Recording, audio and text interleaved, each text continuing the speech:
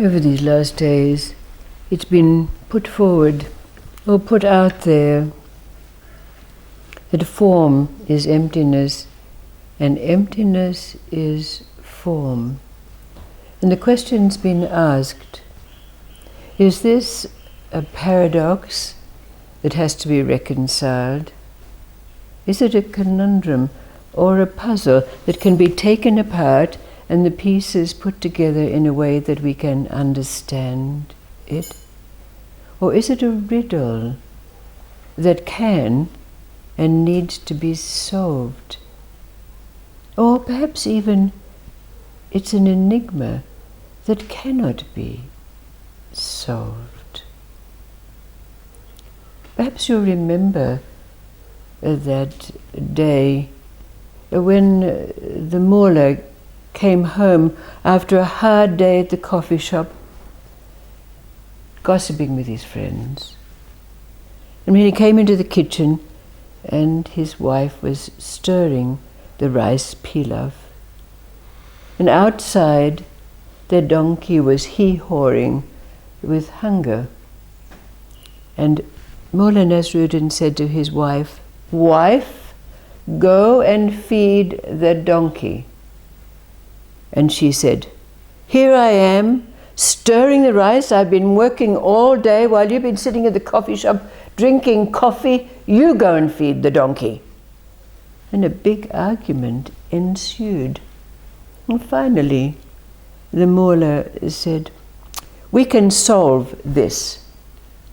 The first one who speaks has to feed the donkey." So silence reigned. But of course, the mullah's wife she liked to chatter, talk about things, so she soon got tired of this silence. So she decided to go over to her neighbor's house to have a cup of tea and chat a little bit, leaving the mullah on his own. So the mullah sat down on his chair with his lip zipped, and all of a sudden, in the door came several robbers.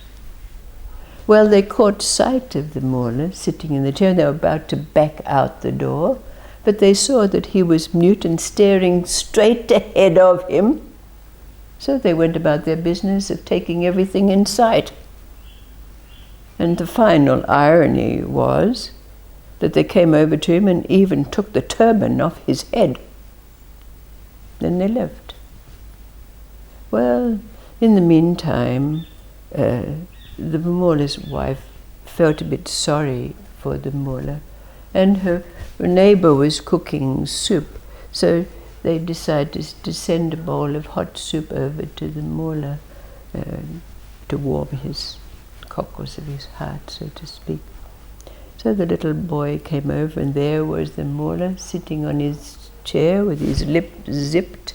And when the little boy came in, the mullah started to wave his arms around to indicate that look what they did, they stole everything. He even pointed to his head, minus the turban. You see, look, they even took my turban. But the little boy didn't know what the mullah was meaning, so he came and tipped the bowl of soup over the mullah's head. So eventually the mullah's wife came back and saw everything that was able to be carried out, taken away, and she railed at the old mullah. "Look, what did you do? Why did you say anything?" The mullah drew himself up to his full height and said, "Wife, you see what your stubbornness has done? Now go and feed the donkey."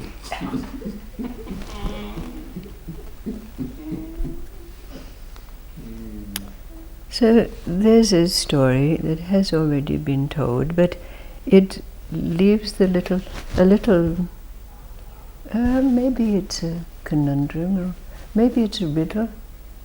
I don't think it's an enigma. But anyway, you can figure it out, because it leaves you with there's something to be thought about while we're on the road.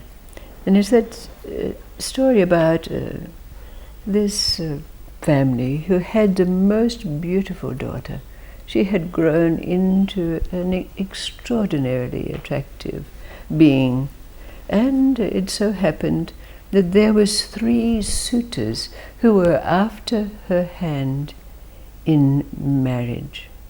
And they were all worthy souls, having standing in the community with all those qualities that one would look for in a suitable husband. And so it was put to this maiden who she should marry.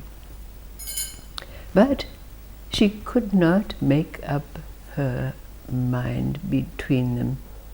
But as it happened, she was struck down with a fatal illness, and within several weeks she had faded away and died. Her 3 suitors were absolutely bereft, and they carried her body to the cemetery ground, and with due ritual they buried her. But afterwards, one of the suitors remained with her father and mother to console them in their loss and to provide for them as best he could. The second suitor decided to go on a quest for knowledge. He became a wandering fakir. The third could not bear to be parted from his beloved, so he went to the cemetery ground and lay beside her grave in a kind of vigil. Now, the second suitor went off on his travels to seek knowledge, and it came about that he found himself with the hospitality of a certain sorcerer, so to speak. And as they were about to sit down to the repast that he'd been invited to, the grandson of the sorcerer began to cry and wail. So the sorcerer picked him up and threw him in the fireplace. And our seeker was outraged. "I have had enough tragedy in my life. I cannot bear to see this. What have you done?"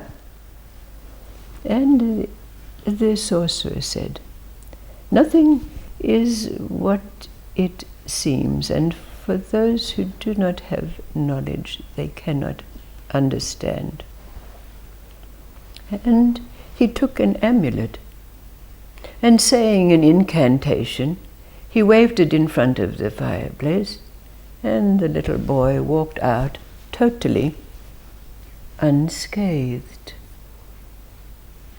Now, this seeker had remembered what the amulet was and what the incantation was, so he hurried back to his hometown and put together the amulet, and going off to the cemetery ground, he waved the amulet over the grave and said the incantation, and there, rising up out of the grave, was the young maiden.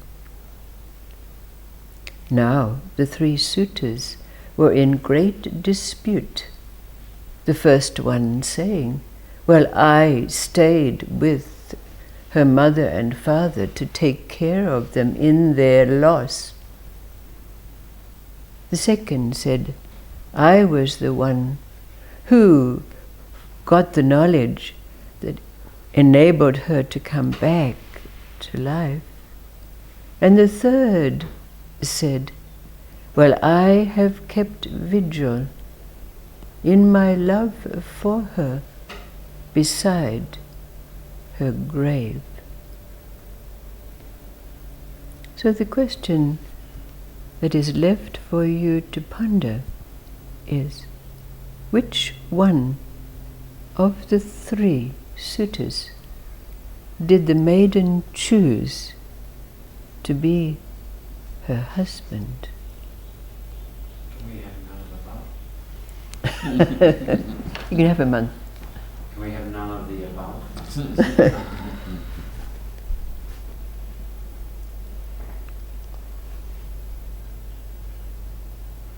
Which one of the suitors did the maiden choose? The one who cared for her mother and father in their last life? The one who gained the knowledge to bring her back to life? Or the one who kept vigil by her grave because of the great love that he had for her?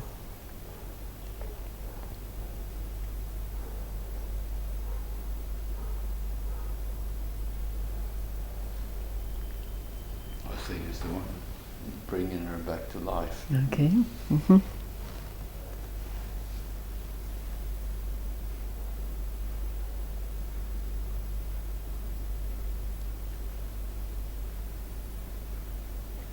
What might this have to do with that's been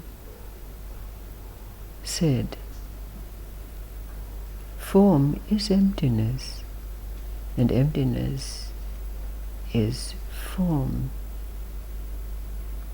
Is it a paradox, conundrum, a riddle, an enigma?